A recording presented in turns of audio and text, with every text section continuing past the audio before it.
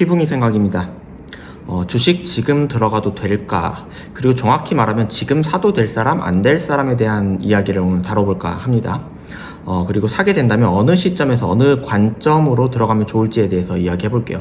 그리고 제가 주식에 대한 이야기를 한다고 해서 전문가가 아니라는 걸 알아주세요. 저도 코스피 100% 오를 동안 제 자산이 100%안 올랐어요. 못 올랐어요. 가끔 사람들이 나 200% 먹었다, 300% 먹었다 하는데 그거 총 자산 기준으로 잡으셔야 돼요. 집 포함 자산이 10억 있는데 1억 가지고 100%를 벌었다. 그럼 11억이 된 거잖아요. 그거 10% 늘어난 겁니다. 100% 늘어난 거 아니에요. 물론 월급 받아서 추가로 1억이 더 올라서 12억이 되셨다면 20% 늘어나신 겁니다. 여튼 저의 모토는 저처럼 종목 하나도 못 고르는 평범 이하의 사람이 수익 내기 위한 전략을 어떻게 짜냐라는 관점에서 한번 봐주시면 될 것 같아요. 시작에 앞서 이전에 달린 댓글에 대한 답변을 먼저 해보고 시작할게요. 첫째, 제일 많은 댓글인데 이제 무슨 종목 사야 되냐 하고 질문 주시는 분이 있는데 여러 번 말씀드리지만 저는 종목 고르는 재주가 없어요. 다만 제 영상을 시청해 주시면 지수 추종 ETF를 제가 어떻게 꾸려나가는지를 보시면 될 것 같아요. 전 어디까지나 저를 바보라고 하는 그 가정하에 바보도 돈 버는 방법을 택했거든요. 둘째는 엄마가 3억 벌었다는 이야기 했죠. 방송 이후로 더 올라서 이제 3억 넘게 버셨더라고요. 아들 믿어서 돈 벌었다. 제가 관리해줘서 뭐 그렇다 이런 얘기가 있는데 영상에서도 언급했듯이 엄마의 매수 타이밍은 딱 2번이었습니다. 코로나 터졌을 때 그리고 계엄 터졌을 때 이후에는 뭐 제 거 하듯이 비중 조절 이런 거 안 합니다. 그냥 냅둡니다. 대신에 제가 생각하는 이제 끝물이구나 하는 신호가 오면 그때 팔라고 이야기는 해줍니다. 그게 끝입니다. 그리고 제가 아무리 이야기를 해도 안 사는 사람은 끝까지 안 사요. 그런 측면에서 엄마는 좋은 결정을 한 거죠. 그냥 믿고. 그리고 이 영상을 계속 보다 보면 제가 그런 얘기를 할 때, 제 말이 믿음직스러우면 사시면 되고, 그게 아니면, 개별적인 판단을 하셔서 사시면 됩니다. 제 주변에 딱 2명이 제 이야기 듣고 산 사람이 있는데, 그 중에 한 명이 이제 형님이신데, 네 말 듣고 월세 지금 살고 있는 게 신의 한 수다, 이렇게 얘기를 해요. 덕분에 1억 벌었다고. 물론 그 형님도 시장 수익 100% 못 먹었어요. 그리고 위에서 말한 것처럼 하락 신호에 대한 내용은, 나중에 한번 다뤄볼 기회가 있을 때 한번 다뤄보도록 하겠습니다. 셋째는 제가 고점 대비해서 하락하면 비중을 늘린다고 말했는데 하락장이 와서 플러스 전환이 안 되면 어떻게 하냐라고 질문을 주셨어요. 이것도 따로 다뤄야 할 정도로 내용이 좀 길어지는데 애초에 그런 하락 징조가 보인다고 생각을 하면 전 레버리지 종목을 아마 청산을 하고 1배수로 다 변경을 합니다. 그마저도 처음에는 50% 비중이 아니라 30% 정도 비중으로 이렇게 낮출 것 같아요. 그 외에도 하락장 신호가 없이 떨어지는데 급락을 하는 경우가 있죠. 최근에 이란전처럼요. 그러면 그냥 사서 물리고 버팁니다. 실제로 저는 최하위 그 마이너스 25%까지 설계를 하는 대로 그냥 사는데요.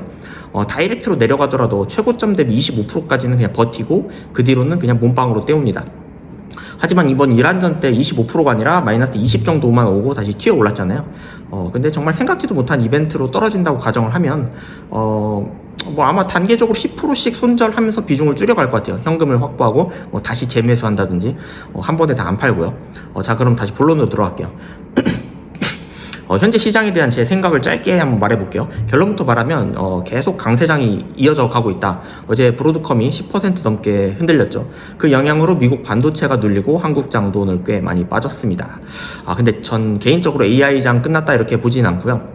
오히려 최근 너무 가파르게 오른 종목들이 일봉, 주봉, 월봉까지 5일선 위로 너무 과하게 다 떠 있었잖아요, 평균적으로.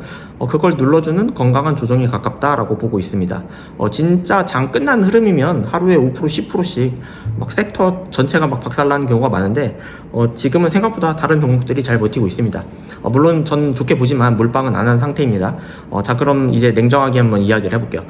이런 사람은 주식하지 마세요. 첫 번째, 코스피 여기까지 오는 동안 한 번도 안 산 사람, 그리고 한 번도 안 팔아본 사람, 근데 이제 와서 지금 들어가냐 각 보는 사람, 솔직히 전 하지 말라고 하고 싶습니다. 왜냐? 그동안 안 샀다라는 건 시장에 관심이 없었다는 거고, 뉴스도 안 봤고 공부도 안 했고 실제 돈 넣어본 경험도 없다라는 거죠. 근데 이제 다 올라가니까 욕심 나는 거잖아요. 이 상태로 들어오면 대부분 돈 잃고 그냥 끝나요. 그냥 하지 마세요. 그래서 이런 분들은 차라리 기다리세요. 언제? 주식시장 끝났다 뉴스에서 맨날 폭락 이야기하고 이런 사람은 주식을 하면 도박이다 이런 얘기 막 떠들고 할 때 있잖아요. 다들 막 좌절감에 쌓여 있을 때 그때 다시 들어가면 될 것 같아요. 그때부터 공부하면 들어가는 게 낫다 생각을 하고요. 그게 어느 시점인지는 그때 정도가 되면 제가 언급을 할 것 같습니다. 진짜 기회는 대부분 사람들이 관심 없을 때 오니까요. 한 번도 롤러코스터 타본 적도 없는 사람이 갑자기 타다가 토할 것 같은 사람은 타지 마세요. 두 번째, 오늘 사서 다음 주에 돈 벌 생각하는 사람. 이런 분들 앞으로 힘들 가능성이 꽤 큽니다. 이런 사람들이 누구냐면요, 장 100% 올랐는데 50%도 못 먹은 사람들이에요. 일단 자기 자신 한번 돌아봐 보세요. 50%가 뭐예요? 20%는 먹으셨나 모르겠어요. 지금 장은 변동성이 꽤 큽니다. 오를 땐 시원하게 오르지만 조정도 생각보다 세게 옵니다. 근데 그걸 못 버티면 좋은 장에서 못 먹어요. 이런 분들은 지금 코스피 떡상 직전인 모르겠는데 이미 지금 많이 올라와 있잖아요. 이런 상태면 올라가면 올라갈수록 안 하시는 게 좋을 것 같아요. 올라가는 동안 좀 먹을 수는 있겠는데 한 10% 먹으려고 하다가 50% 손해보실 수도 있다는 생각을 하고 있습니다. 반대로 이런 사람은 지금 해도 괜찮다고 생각을 합니다. 첫째, 최근에 실제로 사고 판 경험이 있고 이런 사람들은 전 괜찮다고 생각을 해요. 왜냐, 기본적으로 시장에 관심이 있으니까 참여를 하고 있고, 빠질 때 왜 빠졌는지 보고 오를 때 왜 오른지 생각을 하고 있으니까요. 그리고 무엇보다 기민하게 반응할 준비가 돼 있는 사람들이라 생각을 해요. 지금 시장은 솔직히 변동성이 너무 크고 일부 사고 일부 팔고 현금 남겨두고 비중 조절하면서 가야 돼요. 그게 가능한 사람이면 전 지금도 충분히 좋다고 생각을 하고 있습니다. 전 올해를 기준으로 특별한 크리티컬한 이벤트가 없다면 한 1.2만에서 2만 사이까지도 보고 있거든요. 두 번째는 앞으로도 현금 흐름이 계속 있는 사람. 물론 전제는 앞에서 말한 하지 말아야 할 사람은 하지 마세요. 월급이든 사업이든 돈이 계속 들어온 사람, 이런 사람들은 오히려 지금 같은 변동성 시기에 모든 음봉에서 사라, 뭐 그 관점이 통할 수도 있다고 생각을 합니다. 빠지면 조금 사고 버틸 수 있기 때문이죠. 주식은 결국 버티기 게임이니까요. 세 번째, 비중 조절할 줄 아는 사람. 이게 제일 중요하다고 생각을 합니다. 정말요. 전 오늘도 코스피가 생각보다 덜 빠져서 추가 매수는 하지 않았고요. 대신 코스닥은 꽤 눌렸다 생각해서 화요일 날 비중 5% 정도 더 들어갔어요. 더 들어간 게 아니라 그냥 신규 진입했어요. 왜? 제가 틀릴 수 있으니까 항상 여지는 남겨둡니다. 그리고 지금은 레버리지 55%, 현금 45% 이 포지션입니다.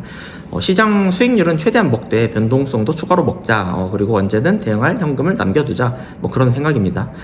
결론적으로 시장이 끝났다고 생각하지는 않고요. 다만 아무나 지금 들어가도 되는 장은 아니라고 생각을 합니다. 중요한 건 내가 지금 어떤 사람인가인데 늘 하는 말 있죠. 내가 바보라는 걸 잊는 순간 계좌가 박살난다. 그래서 늘 틀릴 수 있다는 전제로 하고 있습니다. 오늘은 그런 생각이었습니다. 뭐 아무튼 그렇습니다.